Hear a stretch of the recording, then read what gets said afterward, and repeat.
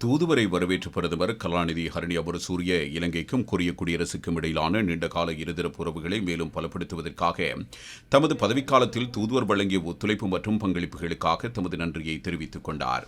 அத்துடன் நீர்ப்பாசனம் மற்றும் கல்வி உள்ளிட்ட கொரிய குடியரசின் நிதியுதவியின் கீழ் நடைமுறைப்படுத்தப்படும் அபிவிருத்தி திட்டங்கள் ஊடாக இலங்கைக்கு தொடர்ச்சியாக வழங்கப்பட்டு வரும் ஒத்துழைப்புகள் தொடர்பில் கொரிய குடியரசுக்கு பிரதமர் நன்றியை தெரிவித்தார். மேலும் இரு நாடுகளதும் பரஸ்பர நலன்களை பாதுகாக்கும் வகையில் தரமான முதலீடுகளை இருத்தல், இருதரப்பு வர்த்தகம் மற்றும் பொருளாதார ஒத்துழைப்புகளை மேலும் விரிவுபடுத்துதல் என்பனவற்றின் மீது இலங்கை கவனம் செலுத்தி வருவதாகவும் பிரதமர் இதன்போது சுட்டிக்காட்டினார். கொரிய குடியரசின் ஆதரவுடன் நடைமுறைப்படுத்தப்படும் அபிவிருத்தி திட்டங்கள் உட்பட விவசாயம் மற்றும் காலநிலை மாற்றம் ஆகிய துறைகளில் நிலவும் தற்போதைய மற்றும் எதிர்கால ஒத்துழைப்பு வாய்ப்புகள் குறித்தும் இதன்போது கலந்துரையாடப்பட்டது.